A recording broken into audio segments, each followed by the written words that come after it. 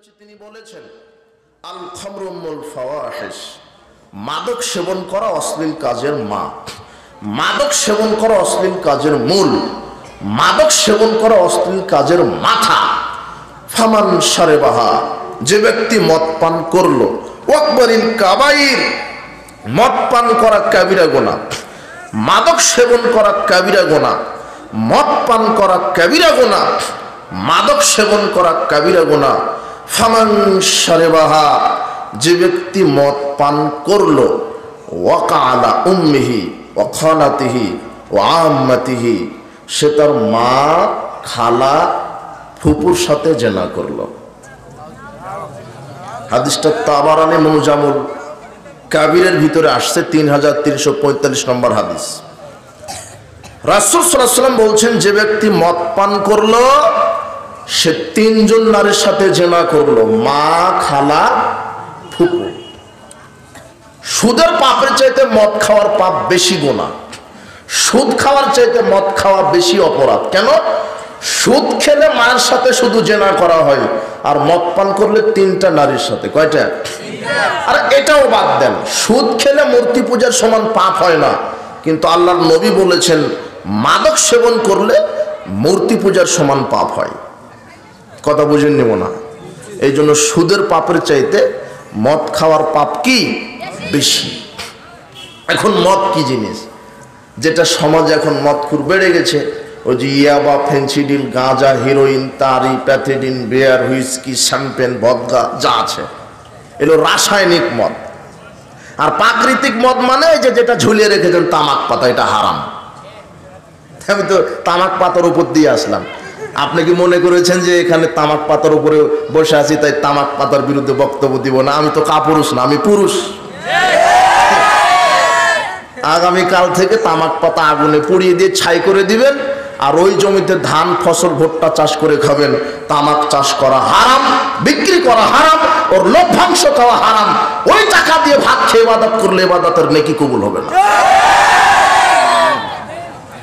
রাসূল সাল্লাল্লাহু আলাইহি ওয়াসাল্লাম বলছেন, মান শারাবাল খামরা, যে ব্যক্তি মদ পান করলো, ওয়াসাকেরা, যে ব্যক্তি মাদক সেবন করলো, লাম তুকবাল্লাহু সালাতুন 40 সাবাহান, তার 40 দিনের কোনো ইবাদত কবুল হবে না।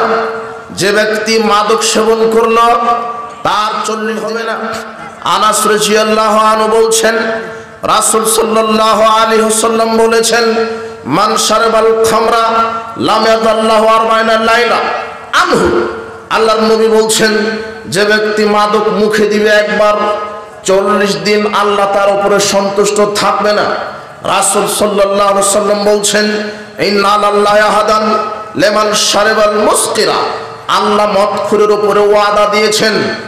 আল্লাহ ওয়াদা দিয়েছেন, মদ যারা খাবে, আইয়াসকিয়াহুল্লাহু তিনাতুল খাবাল ইয়াউমাল কিয়ামা, আল্লাহ বিচারের মাঠে তিনাতুল খাবাল পান করাবেন।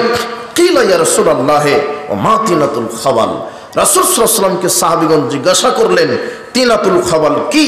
তখন তিনি বললেন, আরাকু আহলিন নার আও উসরাতু আহলিন নার।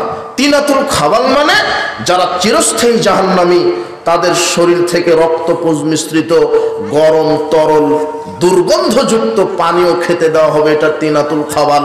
যারা দুনিয়াতে বিড়ি, সিগারেট, জর্দা, গুলিয়া বা ফেন্সিডিল খাবে, আল্লাহ এদেরকে জাহান্নামে গরম, তরল, দুর্গন্ধযুক্ত পুঁজ পান করতে দিবেন। এই জন্য আল্লাহ সুবহানাহু ওয়া তাআলা বলছেন, ইয়া আইয়ুহাল্লাযিনা আমানু ইন্নামাল খামরু, হে বিশ্বাসীগণ, মদ পান করা শয়তানের কাজ। ফাজতানিবুহু, তোমরা মাদক সেবন করা থেকে বিরত থাকো। লাআল্লাকুম তুফলিহুন, যাতে করে তোমরা সফল হতে পারো।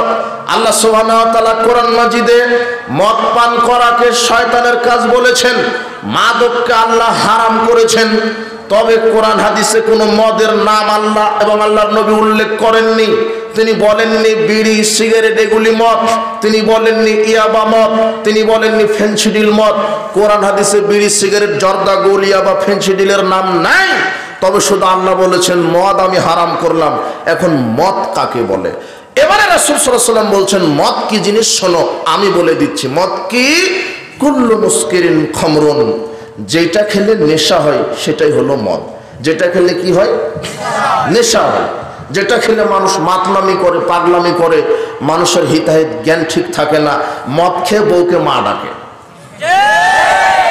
ওইটা হলো মদ। ওইটা কি? ওইটা মদ। যেটা খেলে মানুষের হিতাহিত কি ঠিক থাকে না, জ্ঞান ঠিক থাকে না, যেটা খেলে মাতলামি করে, ওইটা হলো মদ। এই জন্য আমরা বলেছি বিড়ি, সিগারেট, জর্দা, গোল মদ। বিড়ি, সিগারেট, জর্দা, গোল মদ, যেটা খেলে নেশা হয়। এখন আপনি বলবেন কি বলছেন মৌলানা সাহেব, আপনি জর্দা তো আমি খাই, তাহাজ্জুদও পড়ি, ইমামতিও করি, কই সূরা কেরাত তো ভুল হয় না, মদ খেলে যে নেশা যদি হয় তো আমি তো জর্দা খাই, তো আমার নেশা হয় না। এখন মুহাম্মদ সাল্লাল্লাহু আলাইহি ওয়াসাল্লাম আরেকটা হাদিসে বলে দিয়েছেন, স্পষ্ট করেছেন, মা আসকারা কাসিরুহু ফাকালিলুহু হারাম, যেই জিনিসটা বেশি পরিমাণ খেলে মানুষ পাগলা হয়ে যায় তার অল্পটাও হারাম। আপনি পানের সাথে 1 গ্রাম জর্দা খান, তাই সূরা ফাতিহা পড়তে পারেন, 200 গ্রাম খেয়ে দেখেন, আপনি বউকে মা ডাকবেন। কথা বুঝে নিও না, কথাকে বুঝতে পারলেন কি? যেটা বেশি পরিমাণ খেলে বিবেকের ক্ষতি হয়, তার একটা দানা খাওয়াটা কি? হারাম। তাহলে এখন এই যুবক বলো তো, বিড়ি খাওয়া কি? সিগারেট খাওয়া কি? জর্দা খাওয়া কি? গুল খাওয়া কি? হারাম। কেন? এগুলোর ভিতরে নেশা আছে, এগুলি নেশাদার দ্রব্য। আর ওই জর্দাটা তৈরি হয় তামাক পাতা থেকে, না মনে হয় ভুল বললাম নাকি? বিড়ি সিগারেটের মশলাটা তৈরি হয় তামাক পাতা থেকে, জর্দাটা তৈরি হয় তামাক পাতা থেকে। যারা পানের সাথে জর্দা খায় তারা চিবিয়ে খায়, যারা সিগারেট খায় তারা আগুন দিয়ে পুড়িয়ে খায়, কিন্তু বস্তুটা একই। এই জন্য এগুলি হারাম, অরুচিকর খাবার। হে যুবক, তুমি আজকে তওবা করো, কোনোদিন বিড়ি সিগারেট জর্দাগুলো মুখে দিবে না। তোমার মসজিদের ইমামকে বলে দিও এগুলি খাবি, সেগুলো অপবিত্র খাবার। তোমার দাদা, তোমার মুরব্বীকে বলে দিও, দাদা জর্দা খাওয়া হারাম, জর্দা অপবিত্র খাবার, বিড়ি সিগারেট খাওয়া হারাম, এগুলি অপবিত্র খাবার। এমন খাবার, অরুচিকর খাবার, যেগুলি কুকুর, শিয়াল, শুয়োর, বানর কেউ খায় না, খায় শুধু মানুষেরা। এই যে রাস্তা ঝুলিয়ে ঝুলে আছে, কোন এই এলাকার গরু ছাগলে কি মুখ দেয় নাকি ওগুলাতে? কে মুখে দেয় ওগুলা? এই যে একর একর জমিতে তামাক চাষ করেছেন, বেড়া দিয়েছেন নাকি? ঘেরাও আছে? কেন নাই? আপনি আমাদের রাজশাহীতে যাবেন, দেখবেন আমরা পটল বেগুন চাষ করি, ওই বেড়া দিই। কি দিই? বেড়া দিই। কেন বেড়া দিই জানেন? যাতে গরু ছাগলে না খেতে পারে। আপনি যদি আমাকে বলেন কি ব্যাপার মৌলানা সাহেব, এই যে বেগুন গাছ লাগিয়েছেন, বেড়া দিয়েছেন কেন, তখন আমি বলবো যে এই গরু খেয়ে